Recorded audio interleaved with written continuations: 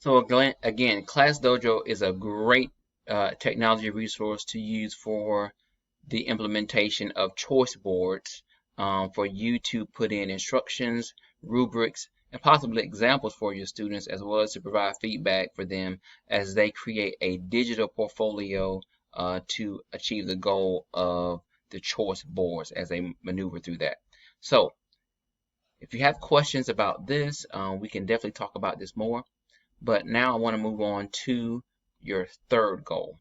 And your third goal is something that many teachers don't think about and they don't value to be important. But I'm glad that you brought this up because it is critical to impacting student achievement, student motivation, as well as engagement. Parent partnerships play a huge role in how students feel about education, value education, and participate in education. So I think this is critical for you. Connecting with your parents and caregivers via phone calls and texts. This is something that should be done all across the country between parents and teachers, and it may not be done. And what you're saying is you want to do it better or you want to do it well. So I'm suggesting that we don't use a new platform to do this. We use Class Dojo as well. So of course you can use your standard way of calling and your standard way of texting your parents. And if that's not working, or if you want an additional platform to do so, you can use Class Dojo because parents also have access to that. But we do know that your students have challenges with having one-to-one access with technology, or they lack internet access at home. So we want to definitely really rely on the phone calls and the text and use Class Dojo as a supplemental or an additional form of contacting your parents. So let's look at this, what the phone calls and the text can do, and then we'll look at the implementation plan of that. So you can use phone calls and texts to increase your interactions with your parents, your families, and your caregivers to provide updates, facilitate partnerships, and to increase student achievement. So this particular strategy is important because your parents or your caregivers, they know their children the best. They are the experts on those children, and they should be engaged as partners with you to support students to excel in the classroom. Connecting individually with your students' parents via phone calls or text shows your respect for them and your care for their children and their families. This ensures that parents and caregivers have the necessary information about the child's progress and allows the teacher to gain invaluable feedback and information from the parents regarding the students. This is a key goal for you, and I'm so glad that you brought this up. I think this can make a dramatic difference for not only your relationship with your parents, but also your relationship with a student. So let's look at how this is implemented. If your school does not collect information regarding your parents, then you need to come up with a plan on how you're going to do that. And a simple way of doing that is through a survey. You can put that survey in Class Dojo. Once again, you already have access to that. But you want to get the best contact information from them, as well as possibly an email address if they have one. You identify how you will build those parent phone calls into your routine. Will you do it in the morning? Will you do it after school? Will you do it on your planning period during the day? But you want to be consistent with how and when you contact parents. You may want to set aside 15 minutes each day, maybe 30 depending on the need or the support that's required on the part of the parent or the information that you're deciding to share. You want to create a simple tracker for your parent phone calls. Why do you want to do that? Well, you want to make sure that you have a system of contacting all of your parents. And you're not just calling parents about things that are negative, but you're calling parents about things that are also positive.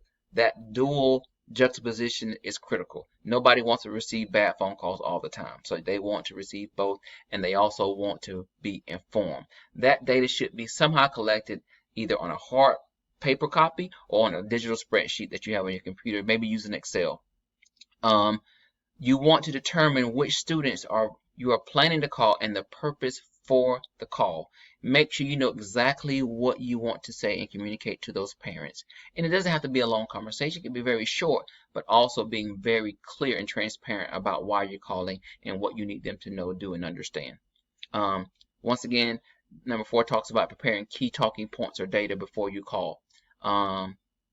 This kind of goes into different types of calls, including your praise calls, or it could be a simple check-in.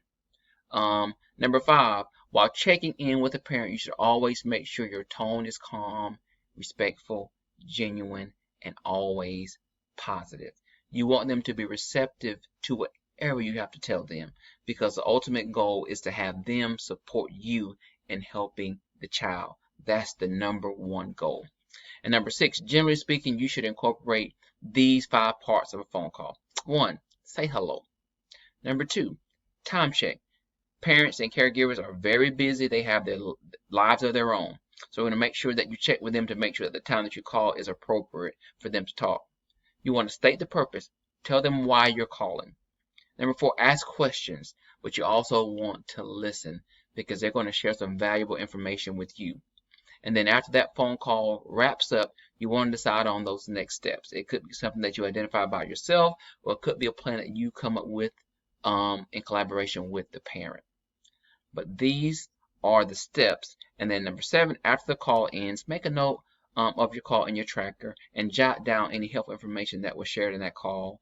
And at regular time intervals, use your tracker to identify any students whose families you have not connected with, and then prioritize and make time to do so. That is very important. This is really going to help you build relationships and interact with your parents in a more productive way. Once again, phone calls, text messages are the primary way that you want to do that, but you also have Class Dojo. For the parents that can access Class Dojo via their phone, you can put in information, share communication with them through that platform. And again, you already have it. It's not something new that you have in the district that is already purchased for you. So I really advocate the use of materials that you already have at your fingertips. I have looked at your goals. I have given you strategies as well as technology that you could use to implement and address those goals. So what's next? So here are some next steps. So any resources and documents that you need based on the strategies and technologies that I have suggested, I will send you via email. Take time to look over those documents, and if you have any questions, reach out to me. Let's connect and make sure that you have clarity in knowing how to implement those things. Next, give yourself time to reflect on those suggested strategies. What do you think about them? Do you think they will be effective? Do you think they will work? If you don't, let's talk about why not. And let's talk about what could be causing you a little trepidation in terms of trying to use any of the suggestions that I've given you.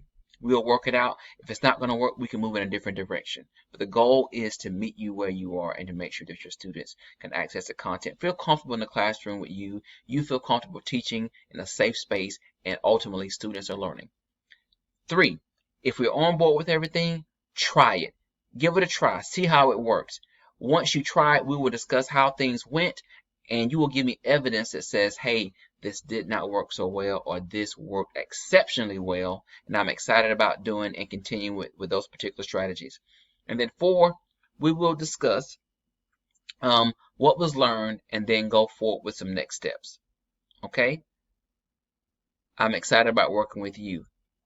Better Lessons is excited about connecting with you. I'm excited about being your coach, and I look forward to a most productive and effective experience, and at the end, showing that your students are increasing their achievement levels, they're demonstrating a higher level of mastery, and they are committed and valued or value the experience of learning with you this year.